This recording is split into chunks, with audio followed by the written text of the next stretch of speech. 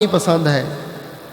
ہم نے تو رمضان میں چند نفل پڑھ لیے نا، اب کیونکہ تراویاں، قیام اللیل، تہجد، اشراق، یہ ساری نمازیں نفل ہیں، تو اب ان کی ضرورت نہیں ہے۔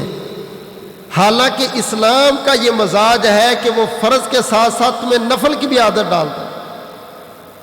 آپ غور کریں، اگر بارش نہ ہو تو اسلام کیا کہتا ہے؟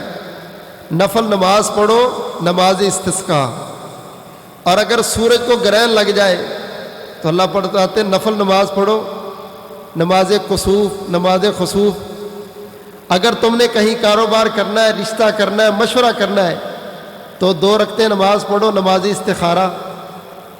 اگر تم سے کوئی کام ہے، کوئی تمہاری حاجت ہے، ضرورت ہے تو 2 رکعت نماز پڑھو، صلاۃ حاجہ۔ اگر تم سے گناہ ہو گیا، غلطی ہو گئی، اچھی طرح وضو کرو، 2 نفل نماز پڑھو، صلاۃ التوبہ۔ اور میرے بھائیو، یہ ساری نفلی نمازیں ہیں، حتیٰ کہ فرمایا رسول کریم صلی اللہ علیہ وسلم پر جب کوئی مشکل آتی، مصیبت آتی، تنگی آتی، تکلیف آتی تو آپ بلال کو کیا کہتے؟ یا بلال قم فاذن ارحنا بالصلاۃ۔ اے بلال، اذان کہے، ہم نماز پڑھتے ہیں، اللہ نماز کی وجہ سے ہمارے دکھ کو دور کر دے۔ دکھوں کو دور کرنے کا طریقہ، غموں کو دور کرنے کا طریقہ، سورج کی روشنی لینے کا طریقہ، آسمان سے بارش لینے کا، اپنی حاجات، اپنے گناہوں پر توبہ کرنے کا طریقہ۔ اسلام کا مزاج کیا ہے؟ قدم قدم پہ نفل نفل نفل نفل۔ تیری مشکل دور، تیری مصیبت دور، تیری تنگی دور، تیری تکلیف دور۔ اللہ اکبر کبیرہ۔ آج اصل مصیبت یہ بن گئی ہے کہ آج نفل نماز کا وقت جو ہے وہ ہم سے ہمارے موبائل نے چھین لیا۔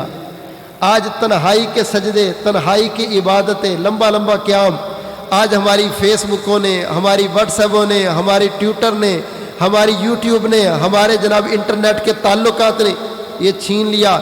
رمضان میں بڑی مشکل سے ہم نے یہ موبائل بند کیے تھے، آج پھر موبائل ہاتھ میں آ گئے، اب سنتے پڑھنے کا بھی ٹائم نہیں ہے۔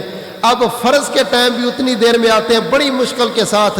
اور میرے بھائیو، آؤ، قیمتی وقت اپنا ضائع نہ کرو۔ آج وقت موجود ہے، کل وقت نہیں ملے گا۔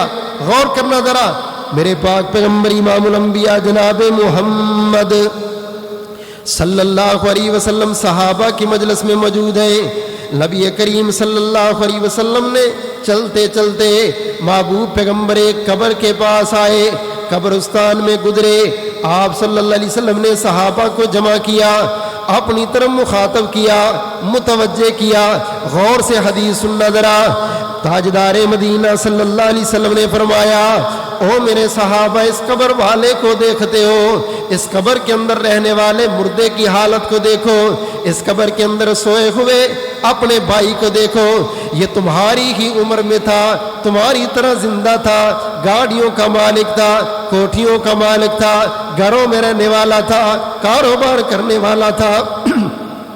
اللہ تعالیٰ نے اس بندے کو بڑا کچھ دیا تھا، آج یہ بندہ قبر کے اندر لیٹا ہوا ہے، سویا ہوا ہے، دنیا سے چلا گیا۔ میرے پاک پیغمبر امام الانبیاء جناب محمد، کہہ دو ذرا، صلی اللہ علیہ وآلہ وسلم نے فرمایا، فقال رکعتان خفیفتان مما تحقرون وتنفلون يزيدهما هذا في عمله احب اليه من بقية دنياكم۔ او میرے صحابہ، تم جانتے ہو یہ قبر میں سونے والا، یہ قبر میں لیٹنے والا، اس بندے کو آج اللہ تعالیٰ اگر قبر سے کھڑا کر کے پوچھے، اوے میرے بندے، تیری سب سے بڑی خواہش کیا ہے؟ تیری سب سے بڑی پسند کیا ہے؟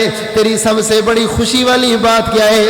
رسول کریم صلی اللہ علیہ وسلم نے فرمایا، قبر سے کھڑا ہونے والا مردہ کہے گا، اللہ کریم، مرنے کے بعد پتہ چلا ہے، اگر پوچھتے ہو تو میں بتاؤں، مرنے کے بعد میری سب سے بڑی خواہش یہ ہے کہ یا اللہ مجھے 2 رکعت نفل نماز پڑھ لینے دے۔